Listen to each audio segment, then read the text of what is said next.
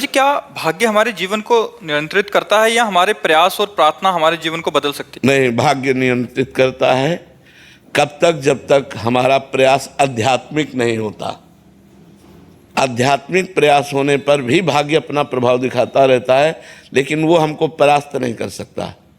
आध्यात्मिक उन्नति होने पर हम अपने नए प्रारब्ध की रचना कर सकते हैं, नए भाग्य की रचना कर सकते हैं, लेकिन वो केवल आध्यात्मिक प्रयास से ही होगा, भौतिक प्रयास से नहीं।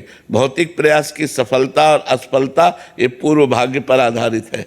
हानि लाभ जीवन मरण जस अपजस विधि हाथ, विधि माने विधाता के हाथ में, जो तुम्हारे कर्मों के अनुसार विधान रख दिया गया है। अब उसको भोगते हुए हम नए जीवन को, हाँ, तो हम उस आध्यात्मिक मार्ग से ही चल सकते हैं, तब हम प्रकाशित कर सकते हैं नए जीवन को। नहीं तो वो कर्म के आधार पर, भाग्य पर ही निर्धारित रहेगा। वो स्वयं में इतना प्रबल नहीं है। स्वयं में प्रबलता पुरुषार्थ अध्यात्म की, भजन की, तपस्या की, व्रत की, नियम की, तीर्थयाटन की, इनको जो हम करते हैं तो हम अपने भाग्य का परिवर्तन कर सकते हैं। आगामी, वर्तमान को नहीं, आगामी भाग्य का परिवर्तन कर सकते हैं। महाराज, कर्म से भाग्य बनते हैं या भाग्य से कर्म?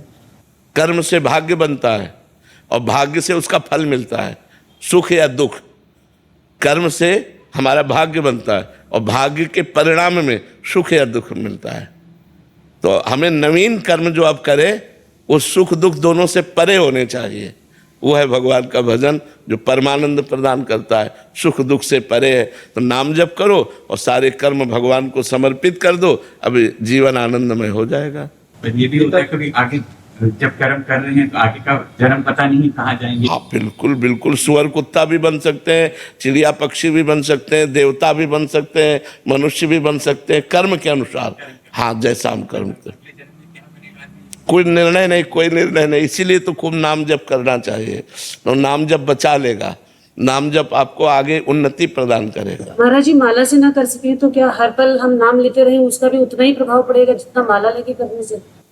माला तो एक निमित्त मात्र है।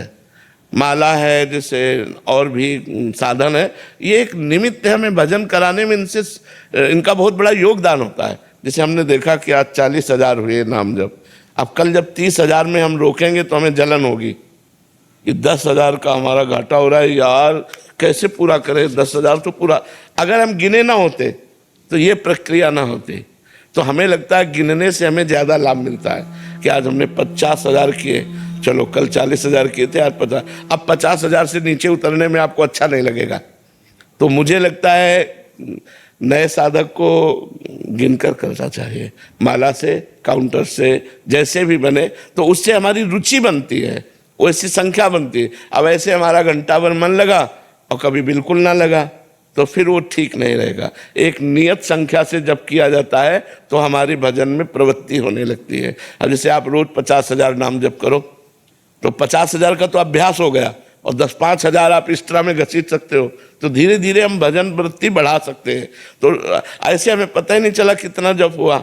ये सिद्धों का है, जो सिद्ध हो गए हैं उनके श्वास प्रश्वास में भगवान नाम चल रहा है। अब उनको जपना तो है नहीं, वो तो स्वयं चल रहा है। साधक को जिसको जपना है उसको चाहिए माला, सुमिरनी, काउंटर आदि के द्वारा संख्या से, तो संख्या से ज्यादा जप होता है। फिर देख लो आपकी स्थिति क्या है। हुआ फील करते हैं महाराज जी। इस समय में महाराज जी अपने आप को कैसे संभाले महाराज जी? अब दिमाग में बस वही घूमता रहता है। नहीं तो भगवान के नाम जप में और भगवान के चरणों के आश्रय में बहुत बड़ा बल है। अगर हम भगवान का आश्रय न लिए होते तो हमारी दुर्गति हो जाती। आज भी जैसे कष्टमय शरीर है, लेकिन भगवान के आश्रय में है तो एक आनंद है, एक शीतलता है। भगवान के आश्रय के बिना विपत्तियों से, दुख से, संकट से नहीं हटा जा सकता। एक तो आई हुई विपत्ति होती है, हम लोगों ने तो जानबूझ के कष्ट सहे, नियम पूर्वक, मांगना ही नहीं है, जो सामने आ गया वही पाना है। कई कई दिन भूखे रहना, गर्मी सर्दी बरसात सब सहना पर प्रभु के लिए। तो उन्होंने ऐसी सामर्थ्य दे दी जो अब कष्ट लगता ही नहीं है, अब कोई दुख लगता ही नहीं है। सुख से डर लगता है, बड़ाई से डर लगता है, अब गाली देने वाले से डर नहीं लगता, अपमान करने वाले से डर नहीं लगता। ये भगवान की कृपा से होता है। इसलिए नाम जप करो, भगवान का आश्रय लो, तो बहुत बल है भगवान में, बहुत बल है। सबसे बड़ा अगर जीवन में कष्ट कोई अनुभव में होता है तो अकेलापन का होता है, नहीं होता है? कोई तो हो। यहाँ बचपन से कोई नहीं है प्रभु के सिवा, ना आप भी है। अब तो आखिरी फिल्म चल रही है तो जीवन के पूरे जीवन की फिल्म थी, अब उसका अंतिम निर्णय चल रहा है कब राधे श्याम हो जाए। ये तो पक्का बच्चा, आज नहीं तो कल, कल नहीं तो परसों, परसों नहीं तो बरसों चाहे निकल जाए, पर जाना तो है ला। इसका नाम मृत्यु लोक है, मृत्यु लोक में जाना तो पड़ता ही है। तो हम सबसे बड़ी बात बता रहे हैं, यदि भगवान को अपना दोस्त मानोगे, भगवान को अपना मानोगे, तो कभी निराश नहीं होगे। तो नाम जप और भगवद आश्रय, ये दो बातें ऐसी है जो हमारे जीवन को पुष्ट कर सकती है। महाराज जी जाने की बात ना किया करें, हिम्मत बहुत नहीं कष्ट होती। होता है। इस लोक का नाम क्या है? मृत्यु लोक। मरना तो पड़ेगा ही। देख के भी दुख होता है महाराज। हाँ, पर अब जाना तो पड़ेगा ही ना, आज नहीं तो कल, कल नहीं तो परसों। ये तो लोक है, मृत्यु लोक है, यहाँ ट्रांसफर होना ही है, सबको जाना है। जाने की तैयारी कर लो। जो पहले से तैयार न थे, पछता पछता कर चले गए। हम तुम सबको जाना है। रहे न रावण सम अभिमानी, हिरण्याकश्यप सम वरदानी, यहाँ सबको जाना है। इसलिए नाम जप करो और भगवान से प्यार करो। जहाँ जाना है वो ठिकाने की याद करो, तुम्हें कहाँ जाना है। जैसे अपने लोगों को है कि निकुंज जाना है, श्री जी के पास जाना है। जब तक शरीर है उनका जस गा रहे हैं, शरीर छूटा अपने प्यारे के पास पहुंच गए, अपने घर पहुंच गए। आए मिले परिवार आपने, हरि हंसी कंठ लगायो, भाग बड़ो वृंदावन पायो। दिव्य वृंदावन हमारे प्राण प्यारे जिनका जीवन भर आश्रय लिए रहे, वो प्रिया प्रीतम प्रभु मिलेंगे तो एक आनंद है। मरना भी आनंदमय है। मरने से सब जग डरा, मेरो मन आनंद, कब मरी हो कब भेटी हो पूर्ण परमानंद, कब अपने पूर्ण परमात्मा से मिलूंगा। महाराज चिंतन ही नहीं हो पाता कि आप चले जाओगे तो क्या होगा, चिंतन ही नहीं हो पाता। नहीं, वाणी रहेगी, शरीर तो भले ना रहे, वाणी तो रहेगी ना।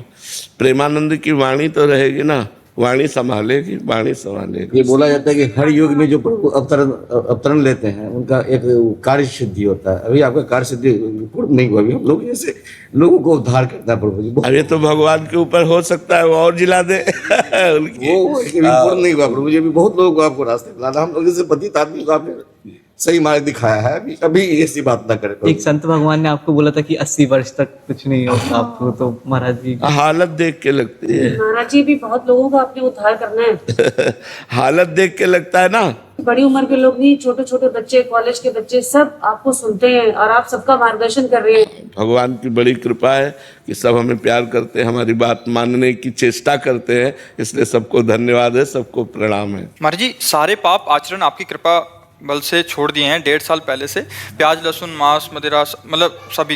महाराज जी, आपने एक सत्संग में कहा था कि मैं अगर मर भी जाऊं तो मेरे वचनों पर आजीवन चलना, किसी की गुलामी का शिकार मत होना, एकमात्र श्री जी की गुलामी को ही स्वीकार करना। महाराज जी, उस दिन से दिल को कोई निचोड़ रहा है, मतलब जैसे कोई भीगे कपड़े को निचोड़ा करे, तब से बहुत विचलित हूँ। महाराज जी, किसी बात में मन नहीं लग रहा, विकलता से। महाराज जी, इस विकलता को शांत करें। किस बात की विकलता? कि शरीर मतलब सिर्फ मम्मी पापा की बात, आपकी वचनों पर खाली उन्होंने भी राजी है।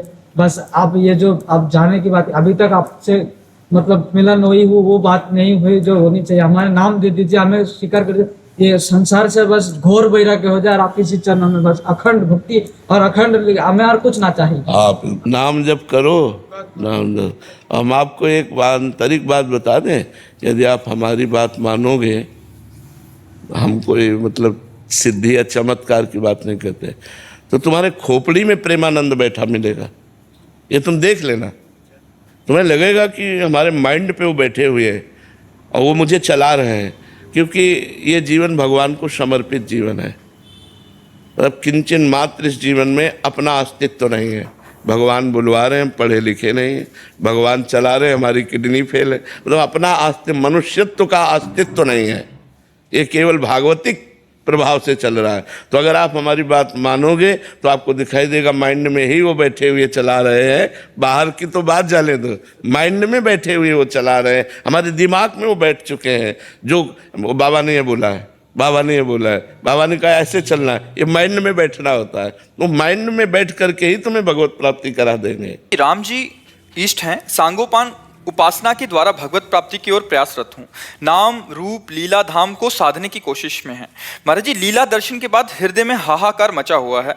अब ये स्थिति है कि मंत्र जप नाम जप में अश्रु बहते हैं। ये क्या मनोदशा है महाराज जी? प्रकाश डालिए महाराज जी। मुझे समझ में नहीं आता है कि एक आदमी के पास अगर 10-5 करोड़ रुपए हो तो छुपाता है, जबकि वो नाशवान संपत्ति है।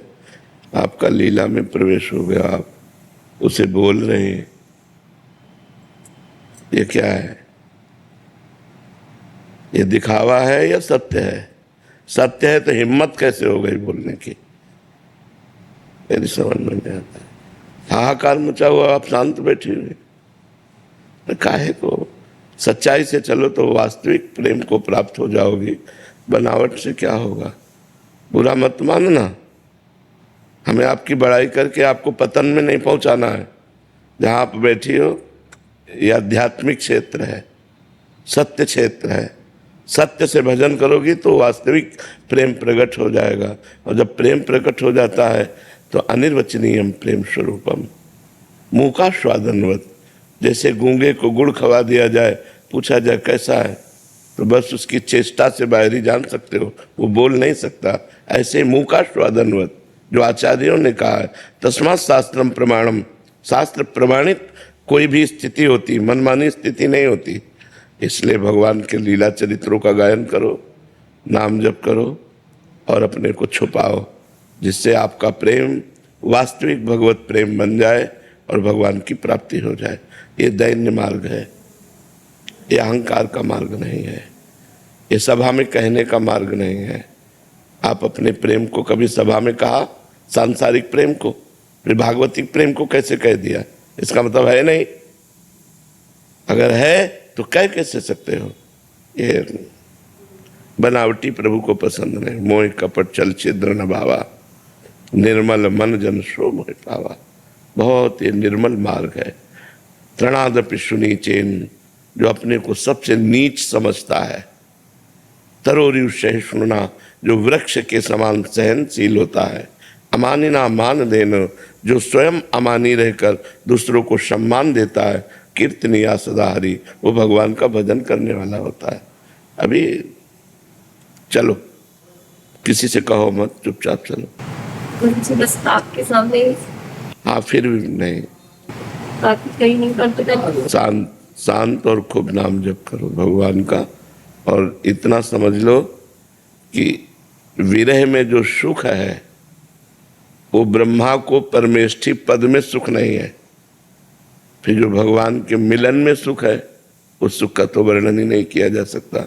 इसलिए नाम जप करो, लीला गायन करो, लीला श्रवण करो और अपने भाव को गुप्त रखो। महाराज जी, पूर्ण गुरु जो सत्मार्ग दिखावे, मोक्ष प्रदान करावे, यदि किसी को न मिल पाए तो क्या वो भगवान को गुरु माने?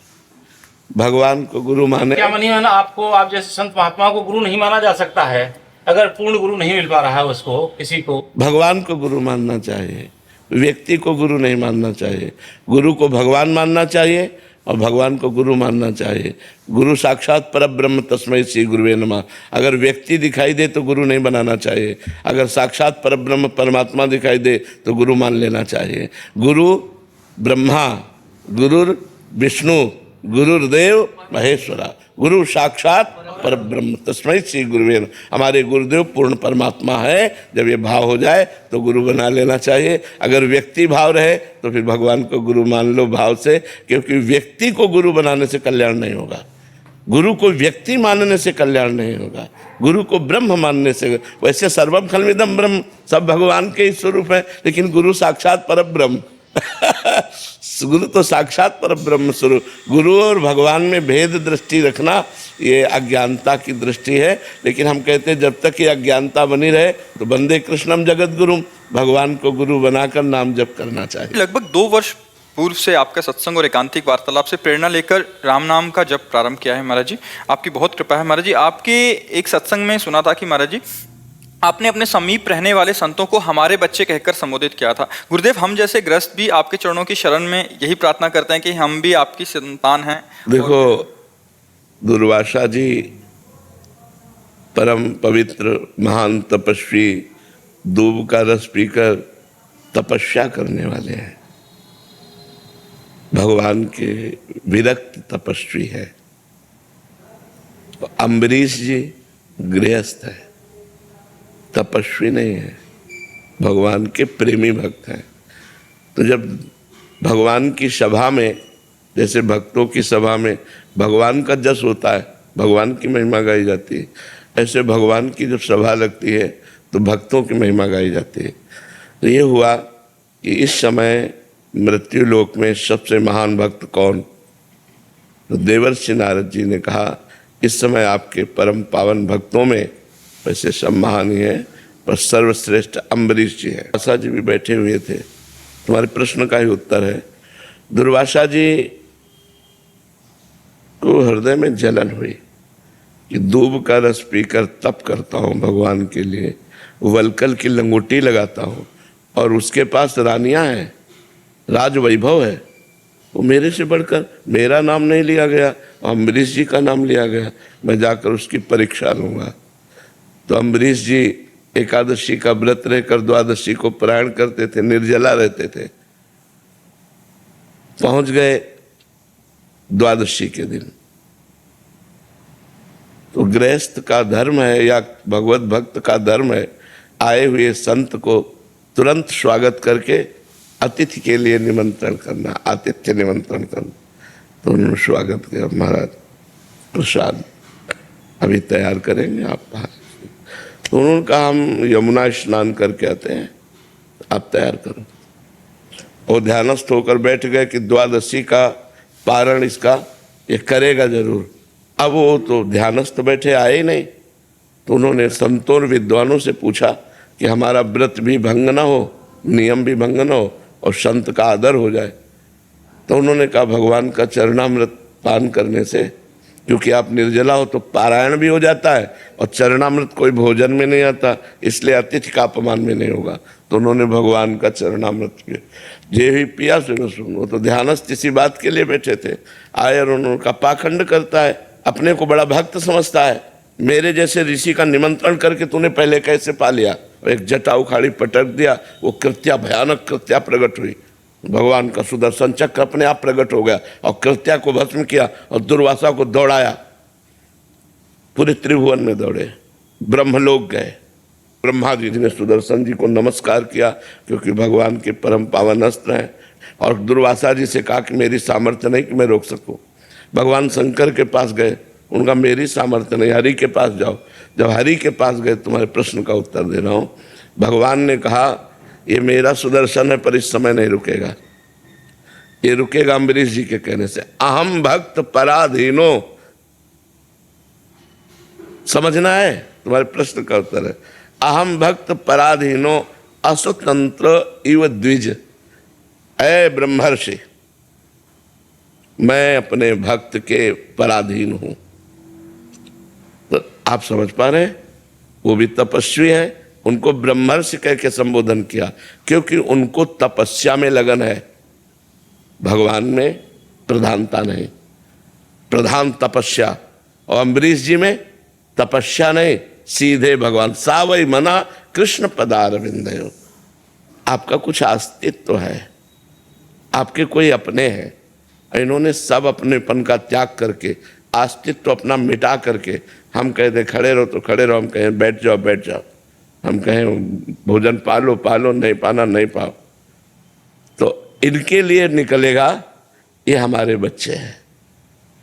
क्योंकि आपके लिए आप हमारी कुछ आज्ञा पे चल सकते हैं, संपूर्ण आज्ञा पर नहीं। स्वीकार करते हैं बात? क्योंकि आप भी केवल ये नहीं कह सकते मेरे महाराज जी हैं, और ये बोल सकते हैं केवल मेरे महाराज जी हैं, क्योंकि इनके कोई नहीं है। माता पिता परिवार संपत्ति घर सब है, लेकिन इनके कोई नहीं है। ये कह सकते हैं केवल मेरे महाराज जी, और हम कह सकते हैं केवल मेरे बच्चे। आप समझ पा रहे ना?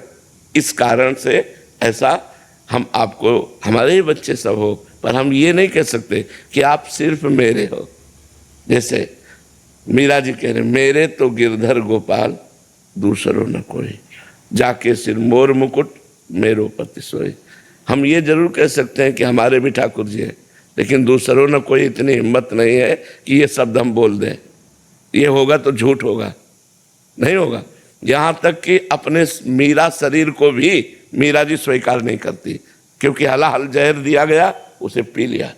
गिरधर का चरणामृत, तो दासी कहती नहीं इसमें जहर मिला हुआ है।